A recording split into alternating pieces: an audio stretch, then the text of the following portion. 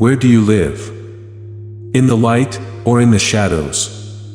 When you look at the world, the people, the noise, the stories, how do you know what's real? Most of us never stop to ask. We assume that what we see is truth, that our eyes are windows to reality. But what if they are only mirrors? What if the world we take as solid is only a reflection, a faint echo of something more real, something hidden, waiting to be seen? Plato, the ancient Greek philosopher, once told a story.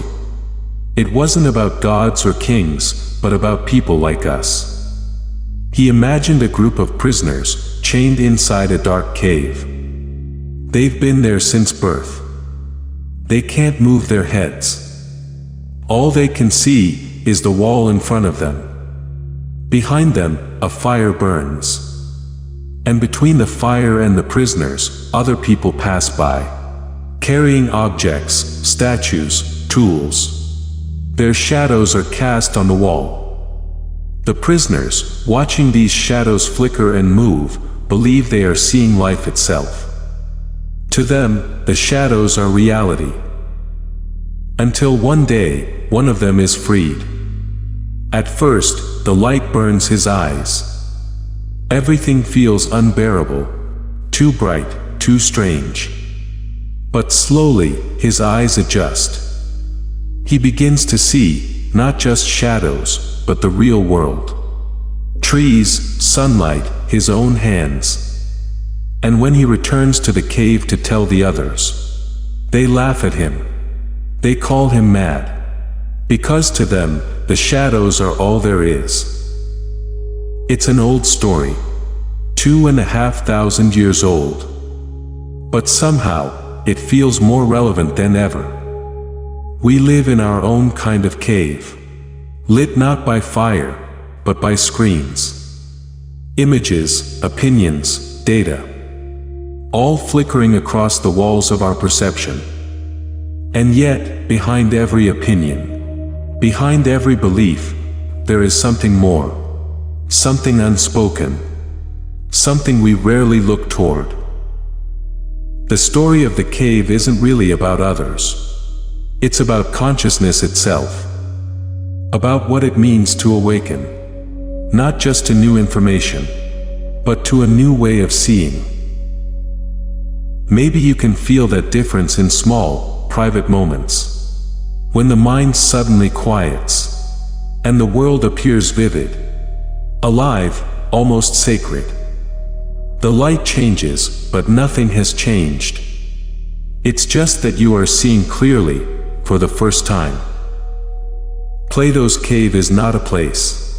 It's a state of awareness. And the journey out of it is the journey inward. In Eastern thought, the same insight unfolds in different language. The Buddha spoke of Maya, the world of illusion, where we mistake appearances for truth. In Taoism, the Tao Te Ching says, "The world is sacred. It cannot be improved. If you try to change it, you will lose it."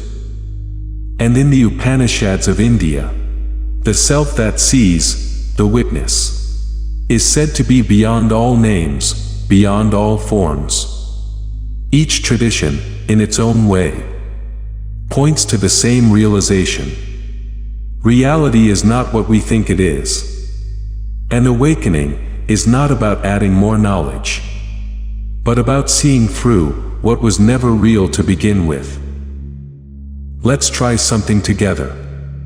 Wherever you are, take a slow, gentle breath. Let it fill you. Let it go. Look around you. The room, the objects, the light. Notice how your mind names them instantly. Table, chair, window. But now, soften those labels. Look again, as if you've never seen any of this before. Notice how colors appear, how sound moves through the air, how sensations ripple through your hands. Can you feel the raw immediacy before thought names it? That's silent seeing. That's the light outside the cave. It's not far away. It's right here, behind every word, beneath every perception. Plato believed that the world of our senses is a shadow of a deeper reality, what he called the realm of forms. Forms are not physical. They are the pure patterns behind everything we experience, the essence of beauty, of justice, of truth itself. To him, the philosopher's work was not to escape the world, but to see it truly, to turn the mind from shadows toward the source of light. But even beyond metaphysics, there's something profoundly psychological here. In a way, we each live inside our own cave of perception, a world constructed from memory, belief, and habit. Neuroscience now tells us that perception is not a passive act. The brain doesn't simply receive the world. It predicts it. It creates a model, a useful fiction to help us survive. What we see is not the world as it is, but the world as we expect it to be, just like the shadows on the wall. This insight, that we don't perceive reality directly, is ancient. Zen teachers sometimes ask, "What is your original face before your parents were born?" It's a riddle, but also a doorway. It asks, who are you, really, beyond the image the mind creates? When the freed prisoner steps into sunlight, he's not discovering something new. He's remembering something that was always there. That is awakening. Not an arrival, but a recognition. And recognition happens in stillness. But awakening, in Plato's story, is not comfortable. The light burns. The eyes resist. We know this feeling, don't we? The shock of clarity. The moment we realize that what we believed was true was never quite so simple. When a relationship ends, when a worldview cracks, when silence shows us how restless our minds have been. That pain, that disorientation, is the beginning of sight. The old self dissolves and something new begins to breathe. It's not easy. But as Plato suggests, freedom never is. You and I, we spend most of our days chasing shadows. We chase success, recognition, control. We seek light in the things that flicker. But light, true light, is not something we can own. It's something we can only see through. And sometimes, seeing through means letting go of the stories we tell about ourselves, about others, about how the world should be. When we stop clinging to the shadows, the light finds us. Think of your own mind as a kind of cave. Thoughts move across it like shadows, each one loud, urgent, demanding your attention. But notice something deeper. You are not the shadows. You are the space in which they appear.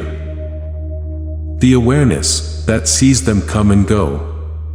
That awareness has no shape, no color, no boundary. It is what remains when everything else fades. In that sense, the journey out of the cave is not movement through space. It's a turning of attention from the seen to the seeing. In Plato's story, the freed prisoner does not stay in the sunlight. He returns to the cave. He goes back for the others. This is important. Enlightenment, in his view, is not a private escape. It's a responsibility. To bring light back into the world of shadow. To live awake, within the dream. And maybe that's our task too. Not to reject the world, but to meet it with new eyes. To see beauty in the illusion, knowing what it truly is. Modern physics tells us that what we call solid matter is mostly empty space. That the world is woven from probabilities, not certainties. In that way, science has circled back to what the mystics and philosophers intuitively knew. Reality is not fixed. It's relational.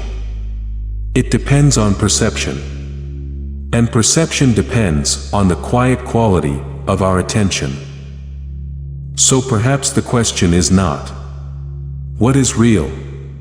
But, how are we seeing? Because the clearer the seeing, the softer the world becomes. And the softer it becomes, the more it reveals.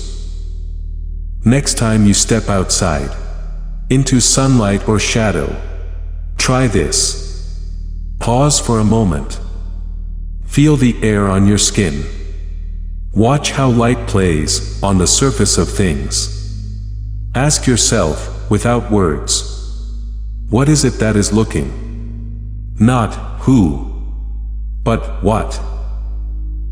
Can you find the boundary between seer and seen? Maybe, just maybe, the world is not out there at all. Maybe it's arising here, in the same field, as your own awareness. Maybe you've never truly left the cave, because the cave and the light were never two. Plato's story ends where all great stories begin, with wonder. Because even the light casts shadows. Even truth has layers we cannot yet see. And so we continue. Each of us, half in darkness, half in light, walking the long path between illusion and awakening. But maybe that's what makes us human. Not that we know, but that we keep looking. And perhaps, if you listen closely, the light is already here. Not blazing, not demanding, but gentle. Waiting quietly for your eyes to adjust. Thank you for listening, for being part of this moment of stillness and reflection.